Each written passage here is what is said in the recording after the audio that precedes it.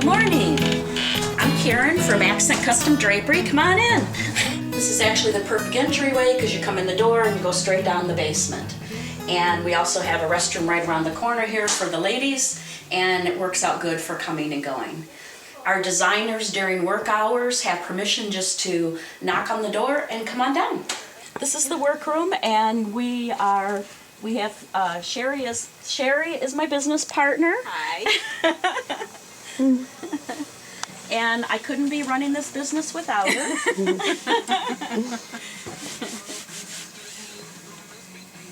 And Barb is over here. She's checking in fabric. This is our check-in station, and we have shelves over here that have some leftover fabric and also have all of our incoming fabric on it. She has a clipboard that she checks in the fabric name and the company that it's from and what the side mark on it is. And once she checks it in, it goes on these shelves here, and we have little magnetic sticky things that designate the shelf for a particular designer. Probably 90% of our work is for designers. Now this section over here is leftover fabrics and different things, solids and things that I might be able to use on another job. Yes. Trims, pillows, and things we put in over here. And when the pillows come in that are ordered for a specific company, they're checked in and they're tagged for that. These pillows we are redoing. They came with the furniture and the designer wants them in a different fabric, so we'll probably use the inserts and redo the pillows. Shari is actually putting together a couple of pillows. We have a designer who's doing a charity job for a fireman. It's a police officer. A police officer that was killed, and she's doing a charity auction, so these two pillows we're donating for her auction. And she'll be by later to pick them up.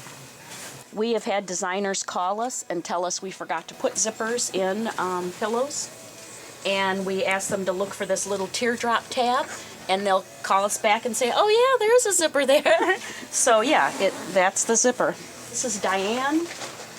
Diane's here. She's working on some drapery panels with a woven top. Yeah. We're going to have fun seeing how they come out. That's right. When the job comes out here, we have a ready-to-cut detailed, so these jobs are ready to go.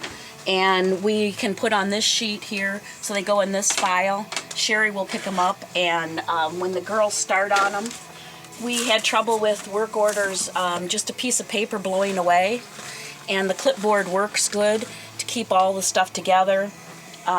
Shari or I detail the whole job with what needs to be done, and there's always a swatch of fabric. And I can't tell you how often this has come in invaluable to either replace fabric or whatever. So any details or work that's been on here comes on here. The measure usually stays in the office. Each room has its own clipboard. One is the entry, one is the daughter's room, so every room has its own because it's different sizes. Different sizes, yeah. From designers, we consider ourselves a consulting work team. So we take over all the detail work. Occasionally they'll send us a sketch, but it's up to us to interpret it and write up our work orders. We don't require them to do work orders, and I know that causes some people to groan, but that's what we book ourselves as a consulting workroom. If we need to do a scale drawing, we do the scale drawing so that they can see proportion and they can see how the finished product is gonna look. But most times, we do most of that on the job, but no, they send us a purchase order that's signed with all the details, and we work together to bring those details together in the estimate. We charge more, and in some cases, from other people we know in the industry, we're more than double the price of what they are. But we offer that service, and not every designer wants it. But out on the measure is where we do most of the consulting work to understand what the designer wants and to be a part of the project. And that's the value that we add to the project. That's the value we add to the designers. Occasionally we'll get somebody that says, well, I can do all that myself. And we'll usually tell them that we may not be the right workroom for them, because that's what we charge is for that service. And yes, they can supply us with measures, but the price is still the same. Michelle Williams came to the Greater Detroit Workroom Association last November, and I picked her up from the airport and brought her to our workroom. And we just kind of gave her the tour of the workroom and showed her some of the features that we have that we've adapted to meet our needs to help our job be more efficient. So she asked us to write an article for the Drapery and Design Professional magazine, and it took a few months to get it all together, but we took pictures, and I kind of wrote up the article, and it was really interesting going through the whole editing process. It took a lot longer than I expected it would to get a whole article written and put in the magazine. It's 2012, it's issue 4, and it was a nice article, Peek Inside a Workroom, and it featured a lot of the little gadgets and things that really my husband Lou has created over the years to make the workroom more easily workable and fixable. And hopefully he'll pop in and say hello sometime today. We have a 10-foot table and a 9-foot table, Yep. and they're on drawer rollers, and you can actually roll the tabletops apart so that you have separate tables. It makes it easier to walk around, and or you can roll them together to be able to table 19 feet long. All right, the tabletops roll on these drawer rollers that are, I think there's 6 of them on each side of the table. There's 3 of them down the length of the table. So that's what allows the tabletops to roll back and forth. This is a folding bracket that's used, it folds out of the way when you're not using it, and folds out like this to set a bolt of fabric on.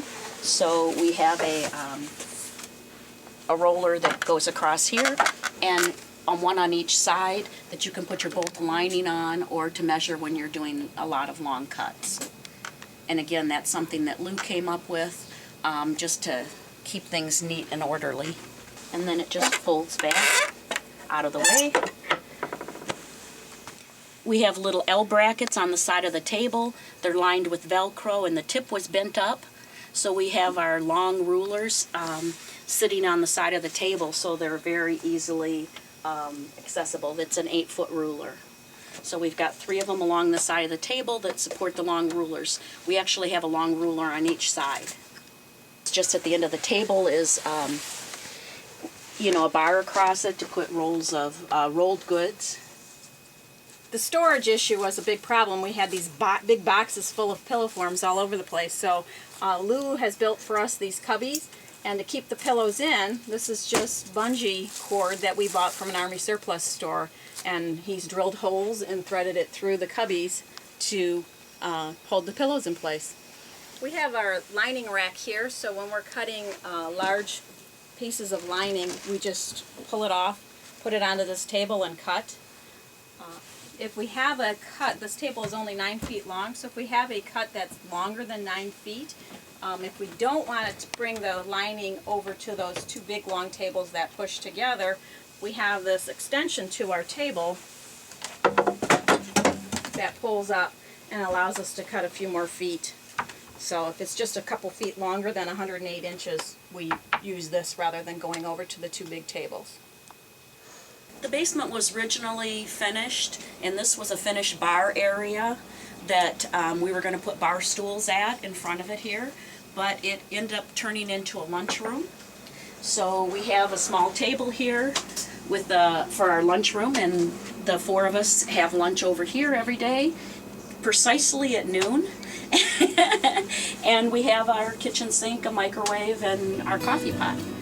Coffee pot, we do allow coffee on the desk areas in the workroom, but not around the fabric. I started the business out of this room. This was a bedroom. It was made as a bedroom. There was a bed and a dresser, and I had a 4x8 workspace, 4x8 table, and I had my sewing machines along one wall and my desk. And I started out by myself. I didn't like working by myself, and I ended up bringing in one person to help me do some of the mundane tasks like hymns and some of the simple things. And that also helped me to be more structured, and it helped me to be here on time and have stricter hours, and also be prepared, because that person was coming here to work, and if I didn't know what she was going to do, then I was paying her to stand there and watch me figure it out. To me, it was a clear idea of what the first 5 years would be like and how I would phase Shari into the business.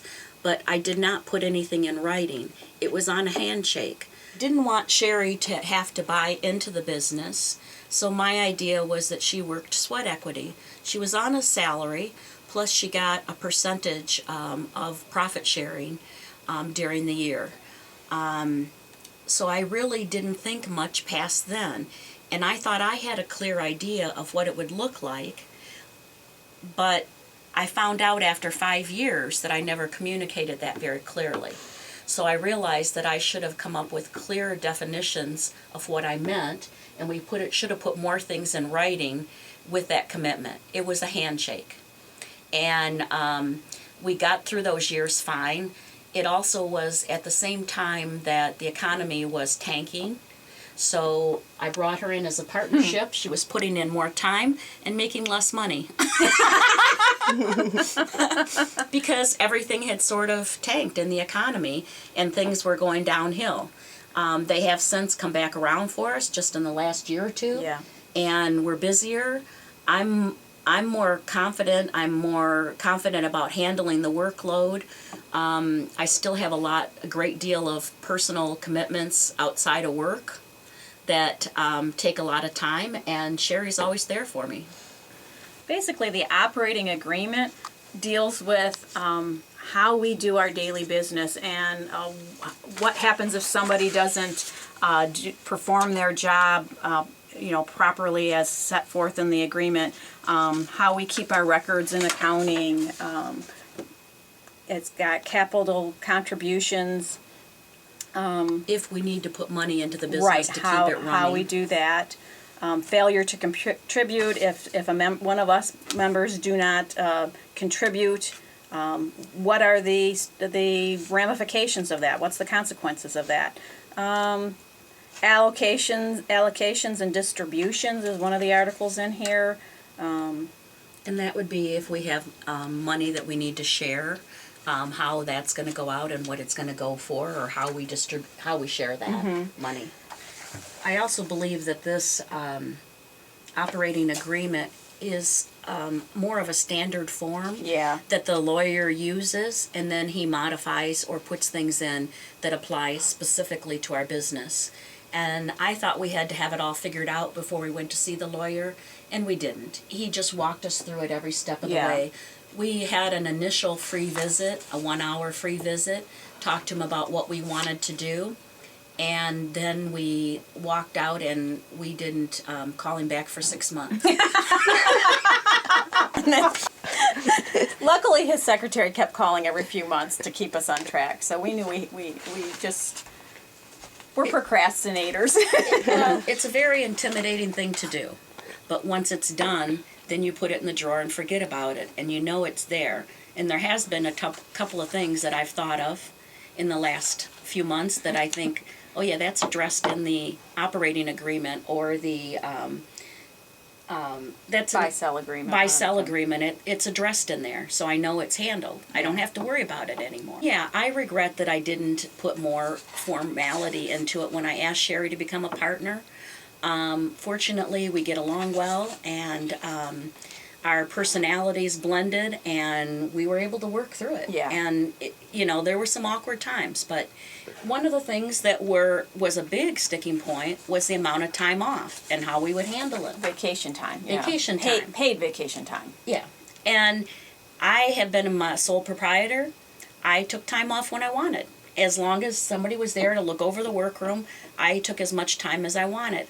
Now all of a sudden I had to be accountable for that time.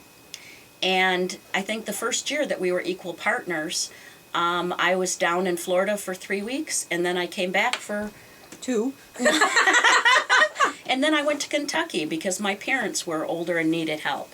So I was gone a lot. And it was hard for me to all of a sudden say, I have to account for my time, and I'm limited to, and Shari the point that I got from her was, it's not the amount of time you take off, it's the amount of paid time you take off. And that's where the sticking point was, is how much paid time I could take off. And I wasn't used to that. I remember the first year that I took a draft, that I paid myself every 2 weeks for the entire year, was like a real celebration that, you know, I took a consistent amount. And then all of a sudden to say, well, if I'm gone more than 3 weeks or 4 weeks, or what do we come up with, the number of weeks that I can be gone? And what constitutes a day off? If I leave 2 hours early, is that considered a vacation day? Is that considered a work day? And what about the time that I work on days we don't normally work? And what about, you know, there's all kinds of, that was I think for me, Yeah. was one of the biggest points. And I think it was the hardest for Shari to bring up, is her feeling like she had to tell me that I couldn't have the time off I wanted. It was just trying to make it equitable between us, as far, you know, once we became 50-50 partners, what was equitable as far as how much time off each of us, with pay, each of us took. So, When Shari came on as a partner, I think one of the things, she already was working for me and brought a lot of laughter and a lot of fun into the workroom. But what I didn't expect as a partner was to get a deep friendship also out of it, and to be able to discuss the deepest fears of the business and the feeling that you're inadequate in doing what you're doing. And that's still hard sometimes to say, I just don't, I think we're going to mess this up, or I just don't think this is our job, and to be able to talk through things. And I guess the surprising part was probably the personal friendship, the depth of the personal friendship that has developed. And previous to that, I had employees, but often they would eat in the lunchroom and I would keep working in the office. And I didn't share the everyday things with them. I am out in the lunchroom now, and Shari and I both are out there. But we also do have our time that we're able to talk about things and share the joys of the business, and also the fears. And the biggest thing I think for both of us is the fear of failure still. Yeah. After 25 years, after all this time, you still come up against the fear of failure all the time. yeah. That you don't know that you're going to be able to do this next job or tackle the next challenge. That's important for everybody to know, is Yeah. that fear of failure is ever present. Yeah. It's a feeling. It's feeling, not a it's not a fact. It's not a fact of who you are, but we're able to accept it as a feeling. And when you're able to acknowledge that, it allows you to interact with it and walk through it. When you don't acknowledge that, that's often what stops you and keeps you stuck, is when you don't acknowledge that it's that fear that you're going to fail that stops you. When you're able to acknowledge that feeling, you can walk through it. The latest thing that we just did is it's a huge motorized job, and it is, the designer had called me and asked if we did any motorization, and I said, well, like for a drapery, what are you talking about? And she said, no, it's a whole house motorization. The customer can operate the whole house, control the whole house from his iPad remotely when he's not in his home. And I said, oh, we don't do that.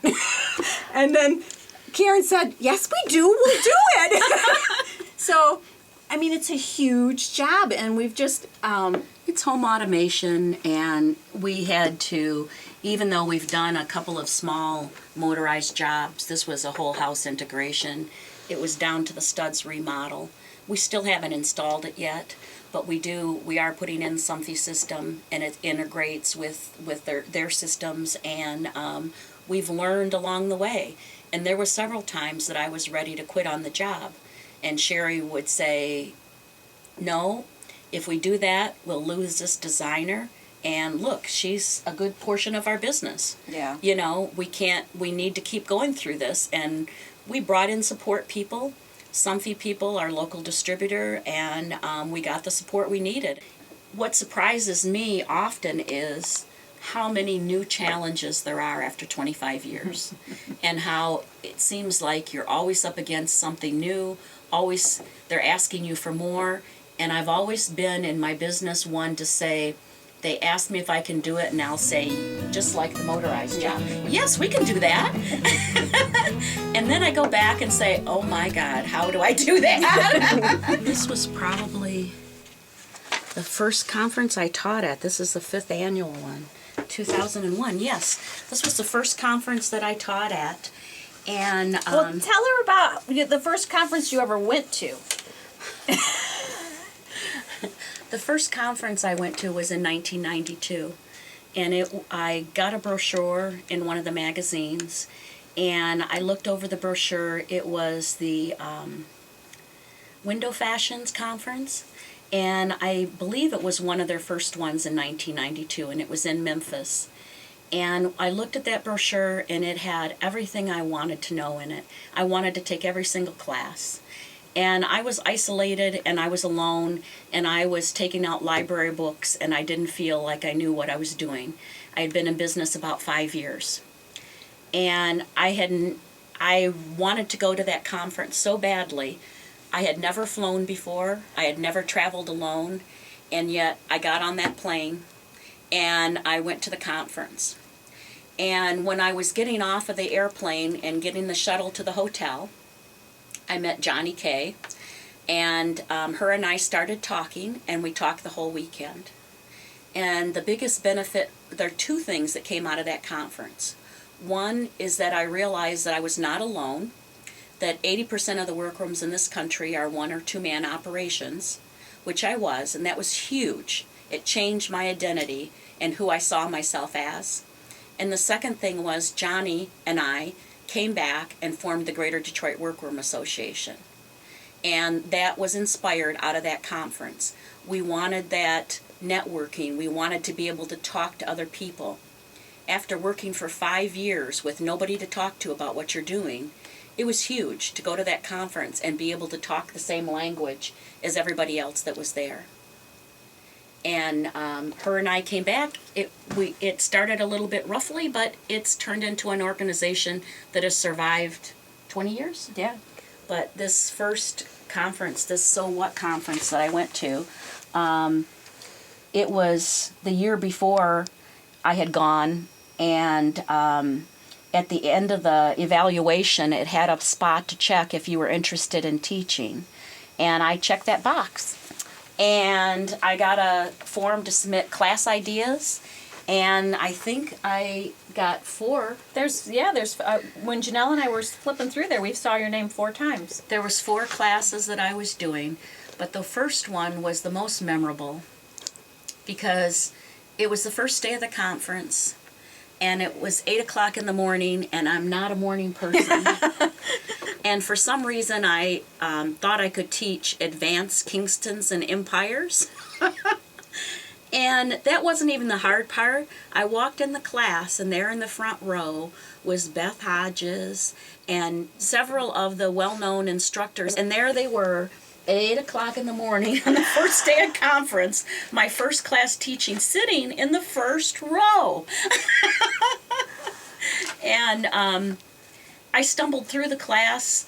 I think I did well. I've always received good comments from my classes.